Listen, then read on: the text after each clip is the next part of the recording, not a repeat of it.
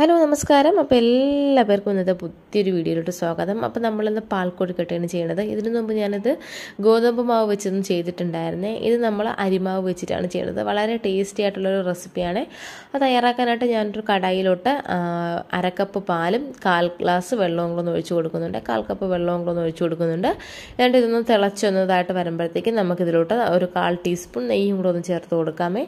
അപ്പോൾ അതിപ്പോൾ ചെറുതായിട്ടൊന്ന് തിളച്ചതായൊരു ഇതൊക്കെ ഒന്ന് വന്നിട്ടുണ്ട്. അപ്പോൾ നമുക്ക് ഇതിലോട്ടൊരു 1/4 ടീസ്പൂൺ നെയ്യും കൂടെ ഒന്ന് ചേർത്ത് കൊടുത്തിട്ട് എല്ലാം കൂടെ നന്നായിട്ട് നമുക്കൊന്ന് മിക്സ് ചെയ്ത് കൊടുക്കാം.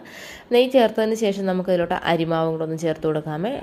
അപ്പോൾ ഞാൻ 1 കപ്പ് അരിമാവാണ് എടുത്തിട്ടുള്ളത്. അപ്പോൾ നിങ്ങൾക്ക് എത്രയാണോ നിങ്ങൾക്ക് ക്വാണ്ടിറ്റി വേണ്ടത് അതിനനുസരിച്ച് നിങ്ങൾക്ക് അരിമാവും ഇതുമൊക്കെ നിങ്ങൾക്ക് വ്യത്യാസം വരും.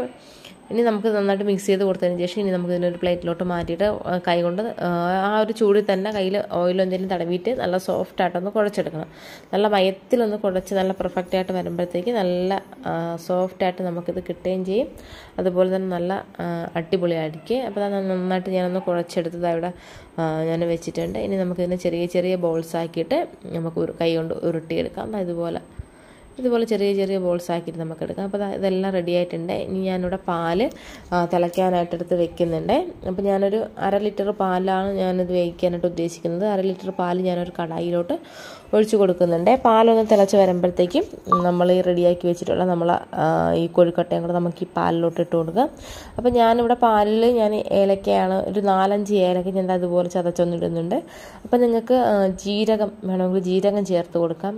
അതുപോലെ തന്നെ നമ്മുടെ ചുക്ക് വേണമെങ്കിൽ ചുക്കിൻ്റെ പൊടി വേണമെങ്കിലും ചുക്ക് പൊടിയും ചേർത്ത് കൊടുക്കാം. അതും ഒരു വെറൈറ്റി ടേസ്റ്റ് ആയിരിക്കും. അപ്പോൾ നമ്മൾ പിടിയെല്ലാം കൂടെ ഒന്ന് ഇട്ട് കൊടുത്തിട്ടുണ്ട്. ഇനി ഒരു 10 മിനിറ്റ് നമുക്ക് മൂടി വെച്ച് ഇതിനൊന്ന് വേവിക്കാം.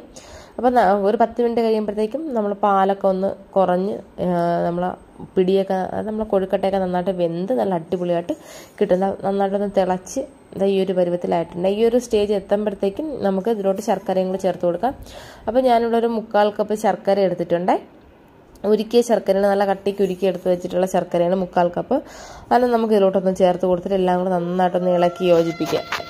നന്നായിട്ട് ഞാനൊന്ന് യോജിപ്പിച്ച് കൊടുത്തിട്ടുണ്ട്. ഇത് കണ്ടല്ലോ, നമ്മൾ അടിപൊളി പാൽക്കൊഴുക്കട്ട റെഡി ആയിട്ടുണ്ട്. അപ്പോൾ ഇതുപോലെ ഒന്ന് ട്രൈ ചെയ്ത് നോക്കിയിട്ട് നിങ്ങളുടെ ഫീഡ്ബാക്ക്സ് അറിയിക്കുക. അപ്പോൾ നിങ്ങൾക്ക് ഈ ഒരു വീഡിയോ ഇഷ്ടമായാൽ മാത്രം ചാനൽ സബ്സ്ക്രൈബ് ചെയ്താൽ മതി. ഇത് ഈ ഒരു കട്ടിക്ക് വേണം ഇതിരിക്കാനായിട്ട്. നമുക്ക് വിശപ്പും മാറണം ദാഹവും മാറണം എന്ന രീതിയിൽ. അപ്പോൾ ട്രൈ ചെയ്യുക, ഫീഡ്ബാക്ക്സ് അറിയിക്കുക. Thanks for watching.